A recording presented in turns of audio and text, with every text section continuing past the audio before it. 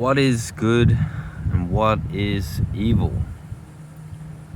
That's the question we're asking today. And it's a question that I've thought about for many years. And I've reached a definition, and I'd like to share it with you. So I just checked up on Google too as a reference. And the definitions of good and evil both were very ambiguous. They actually led to other terms that were ambiguous as well. And I think the difference between good and evil historically and even now is it's always been the same.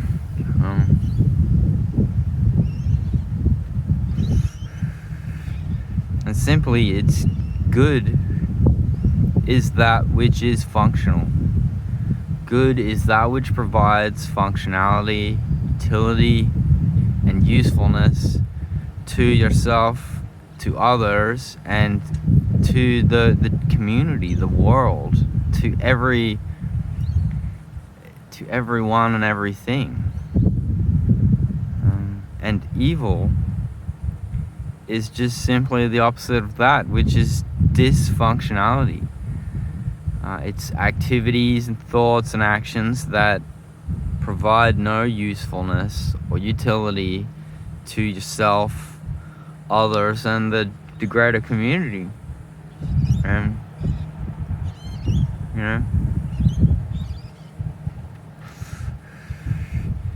I think these days we're in more times of evil than possibly ever before, because so much activity, energy, money, and time goes into doing things that aren't of any use to yourself, others, or the general community, and especially the world. The more I travel around, I see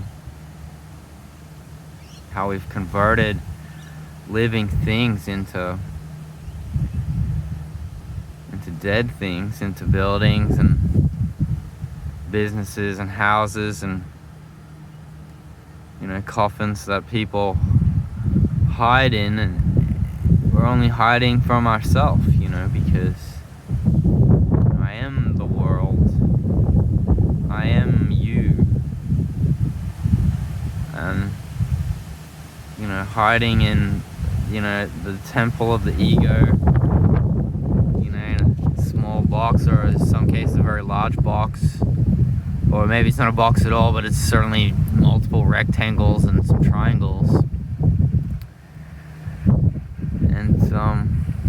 And we live in there, and we create these temples to the self. We want to live in our own church dedicated to the self. But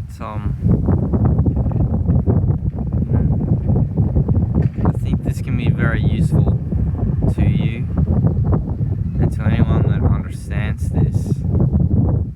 We are really at a loss in losing this definition, and I think partly why we lost it was so that we can get lost in all the ambiguity,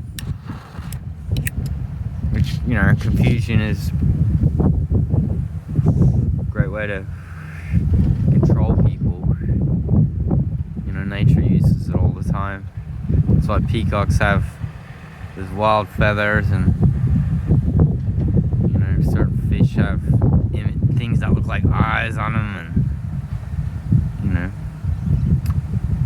so yeah, just to sum up, good is that which provides functionality, utility, usefulness to yourself and others, and evil is actions and thoughts, activities that provide only dysfunction. They are not functional. They don't have usefulness for myself, for you, for the world. So yeah, let's have a talk about this. If you don't agree with my definition of good and evil, put it in the comments. Why do you think this definition, where do you think it fails? And if you do agree with this definition, then let's talk about some subjects and examples of how this works.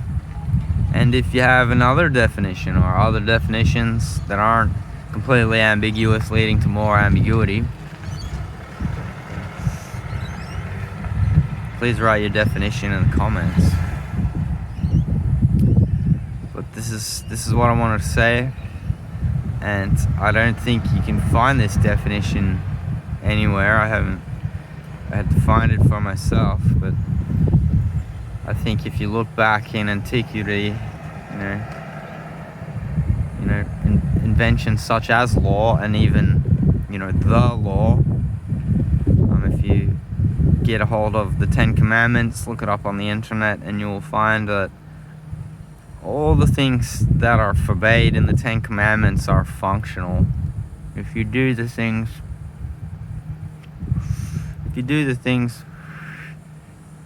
that you're not supposed to do in the Ten Commandments, you're gonna provide dysfunction for yourself and for others, and that dysfunction will increase exponentially as others perpetuate and continue the dysfunction that you yourself, in that butterfly effect, perpetuated in the beginning. And that's why dysfunction is so devastating and dangerous, because it's very quick.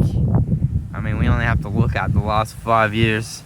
I live in Australia, but I came from America, and the dysfunctionality in those two countries has increased exponentially over the last 5 to 10 years, so much that just that short time of dysfunctionality has caused almost a catastrophic collapse of society. And I think we're in the times when massive dysfunctionality presenting itself as functionality is catastrophically dismantling our societies and our world and our families and our hopes and our dreams and our people. So we need to get back to grassroots. We need to understand what is good and what is evil. And I hope today that this talk has explained that definition to you, and now you understand the difference between good and evil. So thanks for being here with me. It's nice to talk to you, and I love you, and I hope you're out there doing good, because I'm certainly trying my best to do good in this world as much as this moment allows. So, see you next time.